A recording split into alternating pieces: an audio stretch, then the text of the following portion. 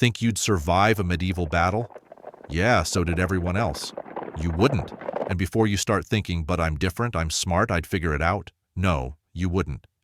Because medieval warfare wasn't about being the main character. It was about statistics, and buddy, those statistics were not in your favor. Here's the uncomfortable truth. If you were magically transported to a 13th century battlefield tomorrow, you'd probably be dead within the first 10 minutes. Not because you're weak or cowardly, but because medieval combat was designed to kill people efficiently. And you're people. The brutal math. Numbers don't lie. Let's start with something that'll make you feel better about your modern desk job. Medieval battle casualty rates typically range from 5% to 30%, with the losers getting the higher end of that deal. Now you're thinking, 30%?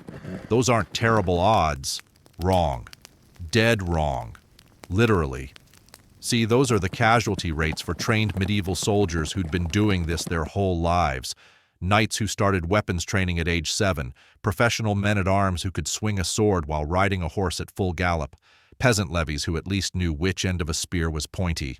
You've played video games. Congratulations, you're dead. But wait, it gets worse. Those casualty statistics, they're just for the actual fighting. That's not counting the real killer of medieval armies. Everything else, disease, starvation, infected wounds, accidentally falling off your horse. Medieval warfare was like a deadly obstacle course where the obstacles were specifically designed to murder you. Here's a fun fact that'll ruin your day. More medieval soldiers died from dysentery, typhus, and plague in military camps than from actual combat. Imagine dying because you drank bad water while waiting to maybe die in battle. That's peak medieval efficiency right there. You're not built for this. Modern body, medieval problems. Let's talk about your body. You know, that soft, climate-controlled, vitamin-enriched temple that struggles to open pickle jars and gets winded climbing stairs. Medieval soldiers were basically human machines built for violence. Take your average medieval peasant. This guy has been doing manual labor since he could walk. His hands are literal weapons from years of farm work. His core strength comes from lifting things that would put you in the hospital. And his pain tolerance? He once had a tooth pulled with pliers and a shot of ale for anesthesia. You get cranky when your Wi-Fi is slow. Medieval fighters had what historians call functional strength. Strength that came from actually using their bodies for survival every single day. You have gym strength, which is great for impressing people at Planet Fitness, but useless for swinging a 6-pound sword for 3 hours straight. And let's talk about your medieval cardio. These guys could march 20 miles in a day wearing chainmail, then fight a battle, then do it again tomorrow. Your cardio involves breathing heavily while walking up a slight incline to Starbucks. But here's the kicker. Even if you magically got medieval-level fitness, you'd still be missing the most important thing: experience. Medieval combat was about muscle memory developed over decades. When someone swings an axe at your face, you don't have time to think about proper blocking technique. You either know it in your bones, or you become one with the ground. Your gear is garbage. Dress to suppress. Now let's outfit you for battle, medieval style.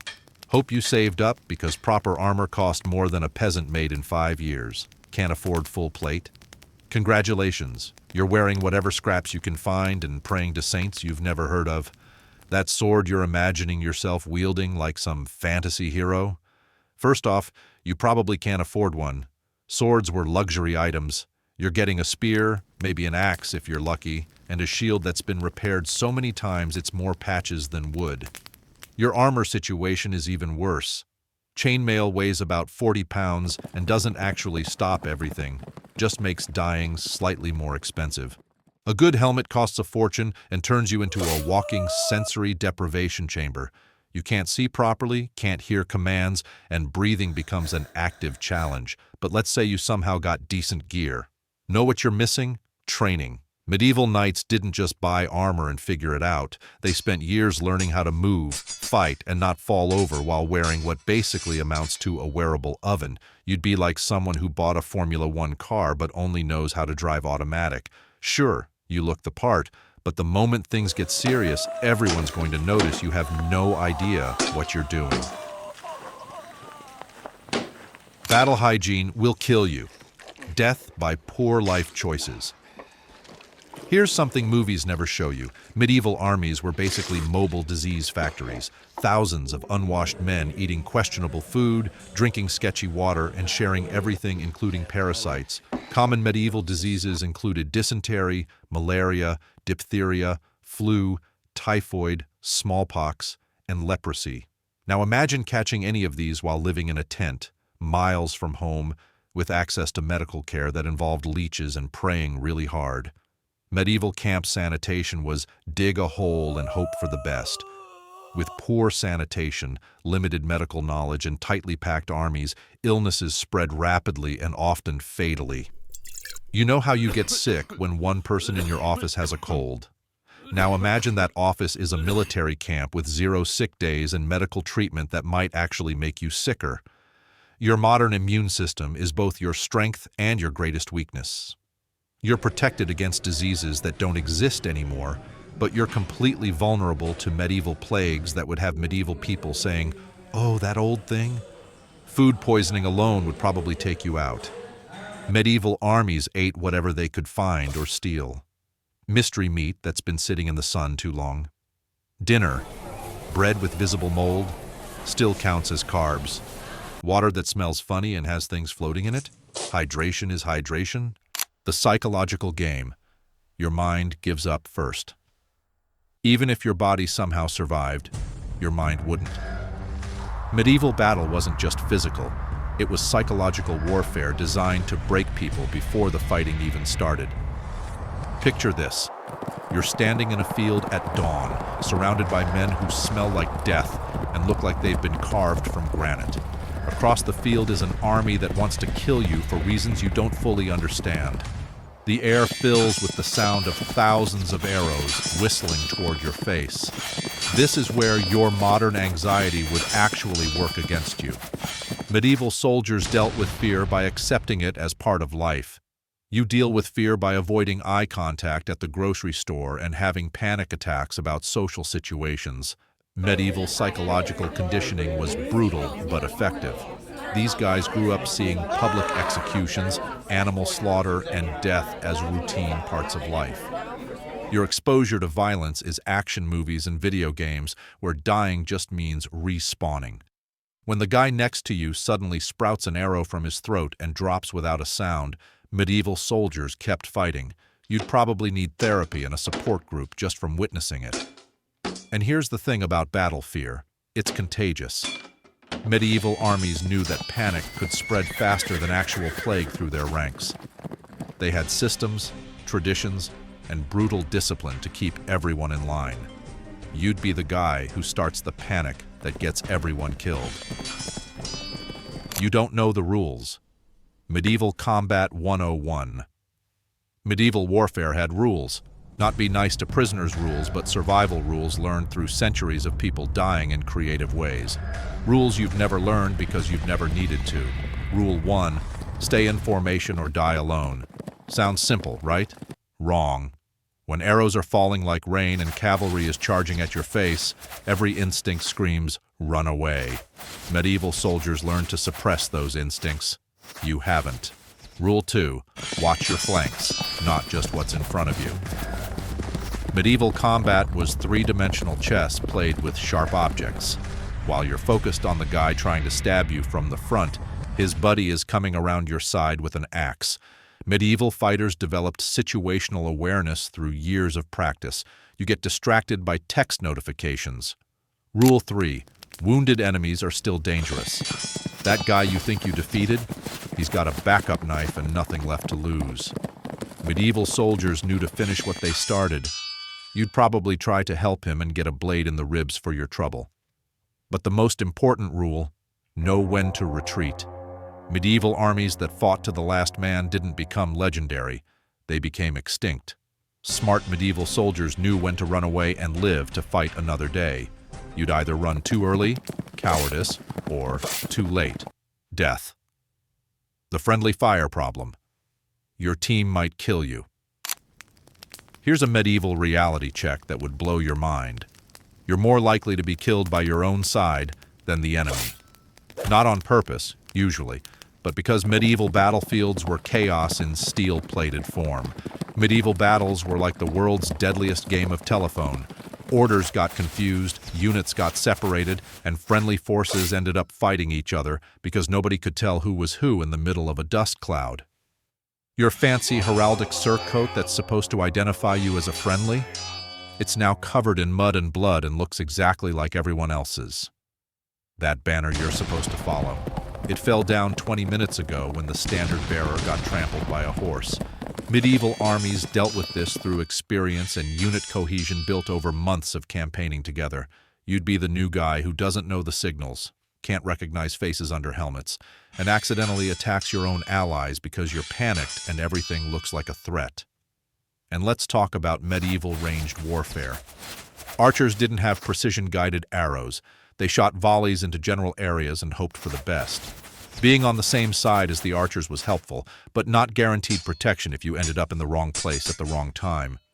Artillery, catapults, trebuchets, early cannons were even worse. Medieval siege engines were basically medieval weapons of mass destruction with medieval targeting systems. Which is to say, they hit the general area they were aimed at, plus or minus a few hundred yards. Medieval medical care. The cure might kill you. Let's say you somehow survive the battle but get wounded. Congratulations. Now you get to experience medieval medicine, which was like modern medicine's evil twin that failed medical school and got into alchemy instead. Medieval battlefield medicine was a mixture of practical experience, religious faith, and absolutely terrible ideas. The good news, they knew how to stop bleeding and set bones.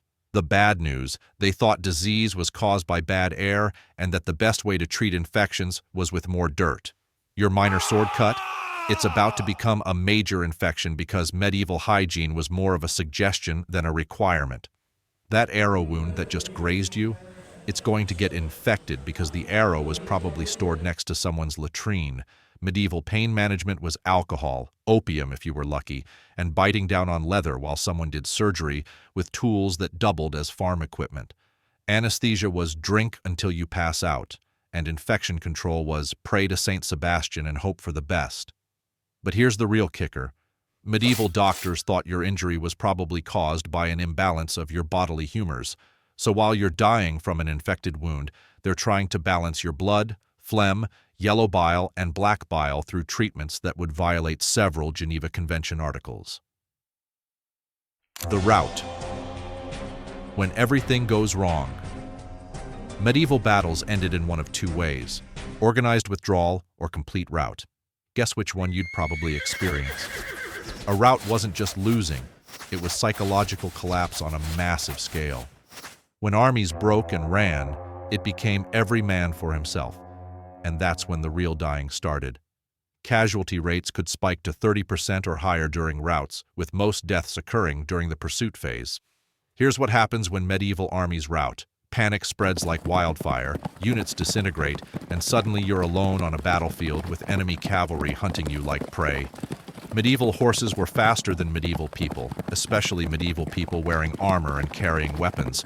Your modern crisis management skills, calling for help, finding the nearest authority figure, looking for emergency exits, are useless when the authority figures are dead and the emergency exit is 2 miles away through enemy territory. Medieval soldiers who survived routs did so because they knew the terrain, had escape routes planned, and could shed their equipment quickly without becoming completely defenseless.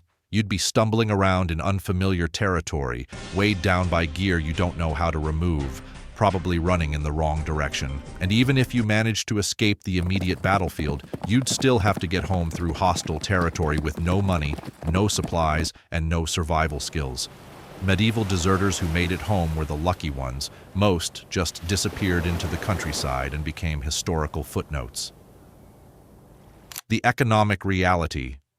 You can't afford to live. Here's something that would kill you before you even got to battle: medieval military economics. Professional soldiers were expensive, equipment was expensive, and war was basically a rich man's hobby funded by other people's lives. If you were wealthy enough to afford proper gear and training, you probably wouldn't be fighting in the first place. You'd be commanding from a safe distance or paying someone else to fight for you. If you were poor enough to be drafted into military service, you couldn't afford the equipment that might keep you alive. Medieval military pay was irregular, often paid in loot rather than currency, and assumed you'd supplement your income by stealing from dead enemies. Your modern concept of steady employment, health benefits, and workers' compensation doesn't exist in medieval warfare. You'd be fighting with borrowed or scavenged equipment, following orders from people who viewed you as an expendable resource, in campaigns that might last months or years with no guarantee you'd ever see home again. And if you did survive, medieval veterans didn't get pensions or medical care. Disabled soldiers became beggars. Traumatized soldiers became hermits or monks. Successful soldiers became mercenaries or bandits. None of these career paths come with modern benefits packages. Pre-battle, preparations, love before war. Let's talk about something historians whisper about but movies never show. What medieval soldiers did the night before battle to, prepare. And by prepare, I mean exactly what you think I mean. Medieval armies traveled with what were politely called camp followers. These were women who provided not just sexual services, but also washing, cooking, and basic medical care to soldiers.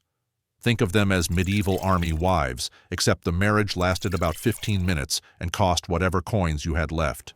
Here's the uncomfortable truth. Facing potential death tomorrow made men want to feel very much alive tonight. Medieval soldiers genuinely believed they might die in the morning, so they spent their last evening on Earth doing what humans have always done when mortality becomes real, seeking physical comfort and human connection. But it wasn't just about sex. It was about psychological preparation. Medieval warfare manuals actually acknowledged that soldiers needed emotional release before battle. Some sought comfort with prostitutes, others with their actual wives if they were lucky enough to have them nearby, and still others just got drunk and told stories about home. Military leaders during the Crusades regularly issued orders trying to expel prostitutes from camps when battle was imminent, not because they were morally opposed, they weren't, but because they worried about disease and discipline. Imagine trying to maintain military order when half your army is hungover and the other half has medieval STDs. Your modern approach to stress relief, Netflix, comfort food, maybe some retail therapy, doesn't quite translate to "I might be dead by noon tomorrow." Medieval soldiers dealt with pre-battle anxiety through physical release, spiritual confession, and getting right with whatever gods they thought might influence the outcome. When fear takes over, your mind breaks first. Now let's talk about something that would definitely kill you: fear. Not just being scared, everyone was scared, but what happens when fear completely takes over your body and mind in ways your modern brain isn't prepared for. Medieval knights and soldiers definitely suffered from what we now call PTSD, with accounts of veterans waking up screaming and breaking down crying during flashbacks. But during actual battle, fear could kill you faster than any sword. Medieval chroniclers wrote about soldiers who literally froze in terror, not metaphorically, but actually became unable to move when facing combat. Fear could paralyze soldiers or cause them to flee, but it was also a powerful motivator that had been a constant companion to fighting men throughout history. The difference was that medieval soldiers were conditioned to channel that fear into aggression. Your modern fear response is designed for different threats. You get anxious about job interviews and social situations. Medieval soldiers got anxious about axes splitting their skulls open. Your fight-or-flight response hasn't been calibrated for "someone is literally trying to murder me with medieval weapons." Here's what fear does to you in medieval combat. Your hands shake so badly you can't grip your weapon. Your vision tunnels until you can only see what's directly in front of you, missing the guy coming at you from the side. Your breathing becomes so rapid and shallow that you can't get enough oxygen to your muscles. And your bowels? Let's just say there's a reason medieval armor was designed to be easily washable. But the worst part about battle fear is that it's contagious. Medieval military writers recognized that fear could spread through armies faster than plague, turning organized units into panicked mobs. One person running could trigger mass panic that would collapse entire battle lines. Medieval armies developed brutal but effective methods for managing fear. Public executions for cowards, unit cohesion built through shared hardship, and religious rituals that promise spiritual rewards for bravery and eternal damnation for cowardice. They knew that controlling fear was as important as controlling weapons. Your biggest advantage, modern knowledge and education, becomes useless when someone's trying to split your skull with an axe.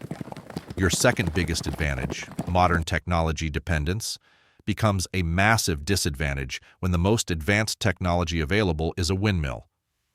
Medieval soldiers succeeded because they were products of their environment. They grew up tough, lived tough lives, and accepted violence as a normal part of existence.